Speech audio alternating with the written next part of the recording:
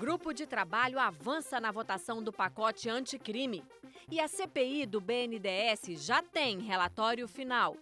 Veja o que foi notícia nas comissões da Câmara. O relator da CPI fez um resumo do documento de 315 páginas em que aponta supostas irregularidades nos financiamentos feitos pelo BNDES entre os anos de 2003 e 2015 para empresas brasileiras construírem obras, exportarem produtos e comprarem outras empresas no país e no exterior. O presidente deu o relatório como lido e concedeu vista coletiva para que os integrantes da comissão leiam o documento, que poderá ser discutido e votado depois de 2 sessões. O relatório da CPI do BNDES pede ao Ministério Público o indiciamento de 64 pessoas por acusações diversas, entre elas os ex-presidentes Luiz Inácio Lula da Silva e Dilma Rousseff, 15 ex-ministros dos 2 governos que participaram do Conselho da Câmara de Comércio Exterior, a CAMEX, que fixa regras para o financiamento de exportações. 2 ex-presidentes, além de diretores e técnicos do BNDES, diretores e técnicos de órgãos públicos de comércio exterior como a CAMEX, COFIG e SBCE, além de controladores executivos das empresas Odebrecht, JBS e Bertin. Não faço nenhum indiciamento com gosto pessoal. É apenas um trabalho técnico que foi feito de pessoas que estavam envolvidas nas suas funções. Foi indiciadas pessoas que sequer foram ouvidas. Quer dizer, com uma imaginação tremenda do relator. Espero que o relatório seja votado e que a gente possa obter sucesso. E a partir daqui a investigação fica por conta do Ministério Público. O grupo de trabalho que analisa o pacote anticrime aprovou a inclusão de 2 novas medidas no relatório. A primeira determina que os condenados por crimes hediondos que tenham resultado em morte não poderão ser beneficiados com os chamados indultos, que são popularmente conhecidos como saidão. A segunda medida é a que aumenta a pena para quem pratica concussão. Esse crime é cometido por servidor público que exige para si vantagem indevida. A pena mínima sobe de 2 para 4 anos e a pena máxima foi de 8 para 12 anos. Os deputados também aprovaram a retirada do texto do artigo que autoriza o delegado a não prender uma pessoa caso ele entenda que esse suspeito tenha matado em legítima defesa. O governo decidiu se desfazer de 8 das 13 refinarias da empresa.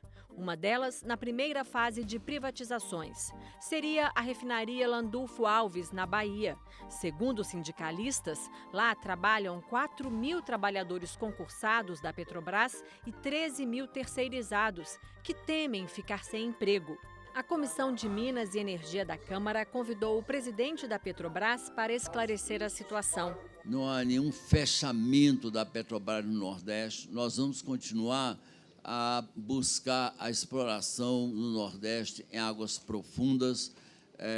Temos alguns projetos disso. Perde com o desemprego dos terceirizados, perde com a redução da produção, perde com a redução da arrecadação. Então é um desmonte criminoso que está sendo feito e irresponsável. Não vejo isso como sendo ruim para o Brasil, essa reestruturação da Petrobras, e não vejo que isso vai causar prejuízo para os brasileiros, mesmo na bomba. O Programa Brasileiro de Combate à Disseminação do vírus HIV foi durante décadas referência internacional na luta contra a AIDS. No início do ano, o Ministério da Saúde decidiu fundir o Departamento de Infecções Sexualmente Transmissíveis com outros programas de doenças crônicas. A decisão trouxe preocupações. Uma preocupação muito grande com o desmonte das políticas públicas de prevenção e de tratamento ao HIV/AIDS, né? Perde muita força quando deixa de ser um diretor de departamento e passa a ser uma coordenação dentro do departamento. O representante do Ministério da Saúde garantiu que o orçamento para o combate ao HIV não diminuiu e que, ao juntar programas de tuberculose e hanseníase ao de DST, AIDS e hepatite, o objetivo foi dar mais racionalidade às ações. Fazer com que todos os nossos recursos humanos, financeiros e materiais estejam destinados a gente diminuir os casos e reduzir as mortes, principalmente pela co-infecção TB-HIV. A gente teve um desfinanciamento e uma perda de visibilidade política e social da epidemia. Então as pessoas pararam de falar de AIDS. Comissão de Esporte debate a preparação para as Olimpíadas do ano que vem em Tóquio. E o ministro do Meio Ambiente diz aos deputados que o desmatamento na Amazônia diminuiu. Veja os outros destaques das comissões na semana que passou.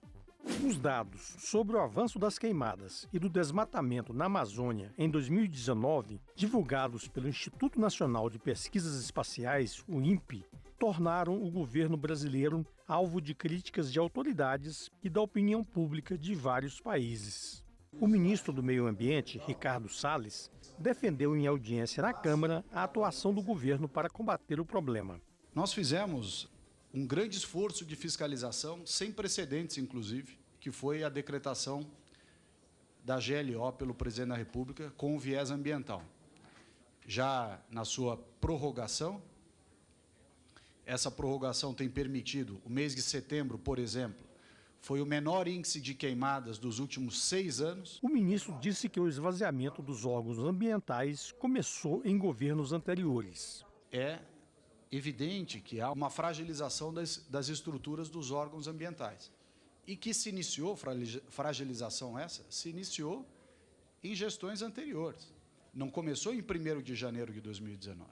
O ministro vem tomando atitudes ou manifestando opiniões que fazem com que os fiscais tenham medo de agir. E isso é inaceitável. 84% da Amazônia é de mata nativa.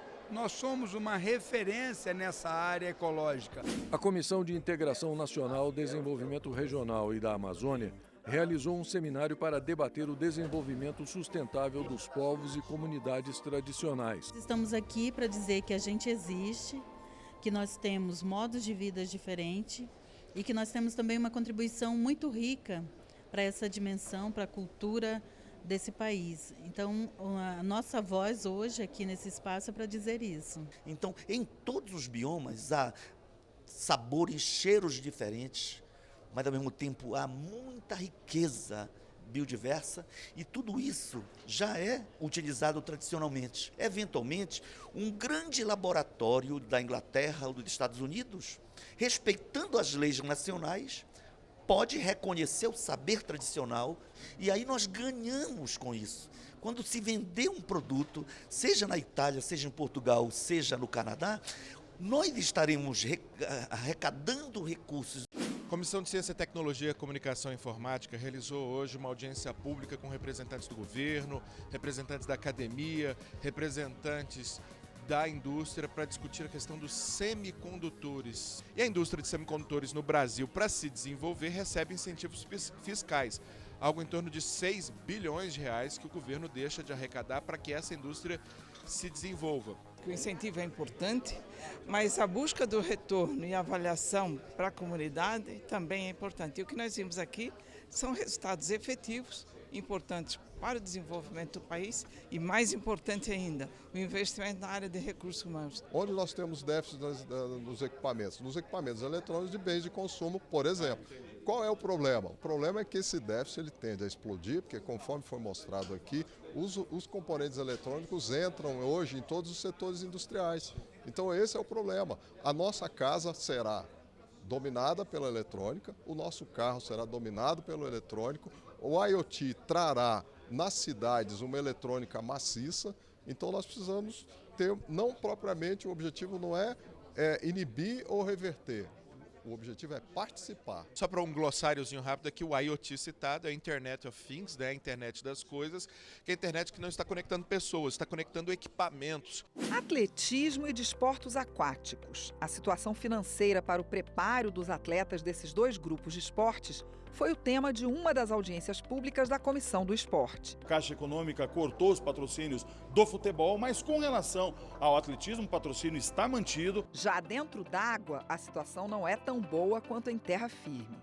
A Confederação Brasileira de Desportos Aquáticos, CBDA, ainda tenta superar uma sequência de crises marcadas por prisões de ex-dirigentes e intervenções. O lado bom é que os clubes continuam investindo e que a gente tem expectativa de no ano que vem em Tóquio ter ótimos resultados. O deputado Luiz Lima, do PSL do Rio de Janeiro, que foi nadador olímpico e medalhista de ouro no PAN de 99, acha que as confederações devem depender menos de verbas públicas. É claro que o governo é responsável pela proteção daqueles brasileiros que vivem em vulnerabilidade. Mas se você tem um brasileiro capaz, formado para lutar por si, ele tem que lutar por si.